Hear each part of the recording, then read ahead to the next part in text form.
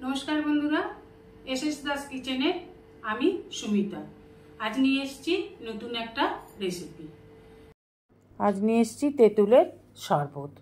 এই তেঁতুলের শরবত আমাদের শরীরের পক্ষে খুবই উপকারী, বিশেষ করে গরমকালে। নিয়ে নিয়েছি একটা পাত্র, তাতে নিয়ে নেব 1 টিস্পুন লবণ, বিট লবণ নিয়েছি আমি এখানে। আর নিয়ে নিলাম ফ্রিজের ঠান্ডা জল, আর দিয়ে দেবো 2-3 চামচ চিনি।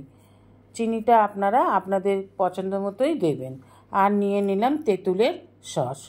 এই তেঁতুলের সস রেসিপিটা এসএস দাস কিচেনে আমার শেয়ার করা আছে, অনুরোধ রইল একবার দেখে নেবার জন্য। এই তেঁতুলের সস আপনি সিঙ্গারা যে কোনো স্ন্যাক্সের সাথে খেতে পারবেন। এছাড়া এটা শরবত করেও খেতে পারেন, পাউরুটির সাথেও খেতে পারেন, আবার দুপুরে ভাতের সাথেও খেতে পারেন। এই সসটা আমি বানিয়ে ঘরে রেখে দিই। গ্রীষ্মের দুপুরে হাতের কাছে কিছু না থাকলে এই তেঁতুলের সস দিয়ে সুন্দর শরবত বানিয়ে নেওয়া যায়। দিয়ে দিলাম একটা পাতিলেবুর রস। পাতিলেবুর রসটা দিলে আরও একটু বেশি খেতে ভালো লাগে। এবার সমস্ত উপকরণগুলোকে খুব ভালোভাবে নেড়ে নেড়ে মিশিয়ে নিতে হবে। দিয়ে দিলাম আর একটু জল। এবার ভালোভাবে একটা কিছু দিয়ে নেড়ে সমস্ত উপকরণগুলোকে খুব ভালোভাবে মিশিয়ে নিন। এবার একটা সার্ভিং গ্লাসে শরবতটা দিয়ে পরিবেশন করুন। দেখুন খেয়ে কত শান্তি পাবেন।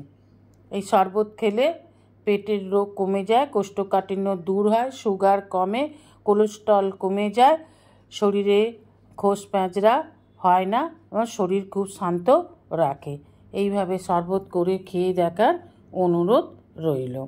আশা করি রেসিপিটা আপনাদের ভালো লেগেছে।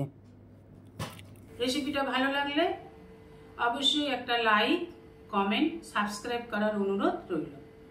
পাশে থাকা বেল আইকনটিতে ক্লিক করে দেবেন নিউ ভিডিওর আপডেট যাতে সবার আগে আপনার কাছেই পৌঁছে যায়। নমস্কার, আজ এই পর্যন্তই। আবার দেখা হবে নতুন একটা রেসিপির সাথে নতুন একটা দিনে। ভালো থাকবেন, সুস্থ থাকবেন, সঙ্গে থাকবেন। নমস্কার।